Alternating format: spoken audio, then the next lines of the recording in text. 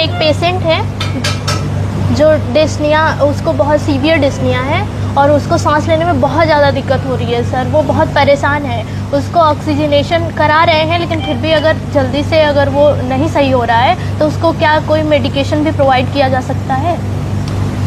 सवाल अच्छा है कि अगर एक पेशेंट हमारे पास इमरजेंसी में आया है जिसकी सांस बहुत कस के फूल रही है, हम जो कर सकते थे हमने नेबुलाइज कराने की कोशिश करी, काम नहीं बना। हमने ऑक्सीजन भी लगाने की कोशिश करी, हमारा काम नहीं बना। मरीज की सांस उसी तरीके से फूल रही है, ऑक्सीजन का स्तर कम हो रहा है, पल्स रेट बढ़ रही है और मरीज गफलत की स्थिति में जा रहा है। तो उस स्थिति में हम क्या ऐसा करें कि मरीज़ की जान बचाई जा सके और उस इमरजेंसी को जब तक कि हमारे पास और सपोर्ट नहीं आ रहा है तो उस 5-10 मिनट का समय में हम क्या बेस्ट कर सकते हैं। तो इसके लिए हमें फिर से ये देखना पड़ेगा कि मरीज़ की सांस फूलने का कारण क्या है। क्या उसके लंग्स की प्रॉब्लम है, क्या उसको दमा अस्थमा की बीमारी है, क्या उसको हार्ट की बीमारी है, क्यों सांस फूल रही है, कब से सांस फूल रही है, क्या पैरों में सूजन है, क्या चेहरों में सूजन है, क्या गर्दन की नस फूली हुई नज़र आ रही है, क्या सांस लेने में सीटी जैसी आवाज़ आ रही है, क्या वो स्मोकिंग करता था, क्या उसको फेफड़े की कोई पुरानी बीमारी है। इन चीज़ों का, इस डाटा को हमको खट से 30 सेकंड में जो भी उसका तमीरदार या अटेंडेंट हो उनसे हासिल करने की ज़रूरत करनी है। इसके बाद क्या क्या हमें करना है? पहली चीज़ 45 डिग्री प्रॉप्ड अप पोजीशन, मरीज़ को 45 डिग्री हमको सिराना उठा लेना है। दूसरा क्या करना है? हमको उसको नेबुलाइजेशन लगा देना है, एक ब्रोंकोडाइलेटर से और एक ओरल इनहेलेटरी स्टेरॉइड से हम उसको नेबुलाइज कराएंगे। जैसे ड्यूलिन और बुडिकॉर्ड से करा दिया, 45 डिग्री प्रॉप्ड अप कर लिया। फिर ऑक्सीजन को हम लोग बाई मास्क लगाएंगे और 4 लीटर से शुरू करेंगे और अगर नहीं आराम मिल रहा तो 8-10 लीटर तक हम उसको लगाएंगे। अगर हमारे मरीज़ का बीपी परमिट कर रहा है और बीपी 140/90, 150/90 आ रहा है, थोड़ी थोड़ी पैरों में सूजन है, तो तत्काल एक डायूरेटिक का इंजेक्शन लेसेक्स या डाइटोर तड़ातड़ लगा देंगे बिना कुछ सोचे हुए।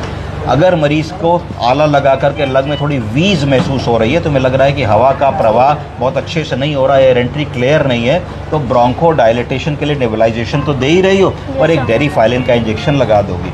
अगर मरीज़ की शुगर बहुत ज़्यादा नहीं है तो उस समय इमरजेंसी को बचने के लिए एक स्टेरॉइड जैसे कि हाइड्रोकॉर्टिसोन 200 मिलीग्राम उसको लगा दोगी। तो तुमने क्या तुम्हारे दिमाग में आया कि भाई सांस फूलने के मोटे मोटे कारण बने खराब फेफड़े, तो खराब फेफड़े के लिए तुमने डेरिफाइलिन टाइप की दवा यूज़ की जिसने ब्रोंको डायलिटेशन किया, एयर का रास्ता चौड़ा कर दिया। तो पहले कम हवा जा रही थी, तुमने ब्रोंको डायलिटेशन करके रास्ता चौड़ा कर दिया, ज़्यादा हवा और ऑक्सीजन जाने लगी, सांस फूलना बंद हो गया। फिर तुम्हें लगा कि हार्ट कॉज हो सकता है, कार्डियक कंजेशन हो रहा होगा, तो तुमने लेसेक्स या डाइटोर का इंजेक्शन लगाया जिससे कि खटाखट आधे घंटे के अंदर 300-500 ml पेशाब हो गया और मरीज़ को आराम मिल गया।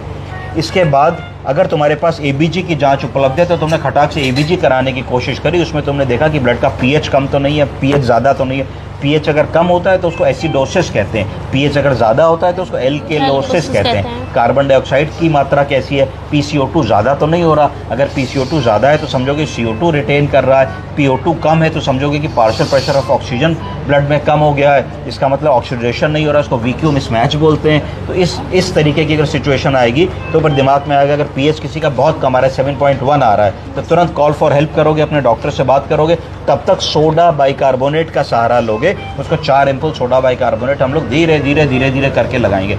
कई बार ये एक्सपीरियंस से देखा गया है कि अगर आप सडन किसी को सोडा बाइकार्बोनेट लगाते हैं तो कई बार उसका ब्रीदिंग शैलो हो सकती है और अरेस्ट भी हो सकता है। तो जब भी आप सोडा बाइकार्बोनेट लगा रहे हैं तो आपके पास कम से कम बाईपैप का इंतजाम होना चाहिए।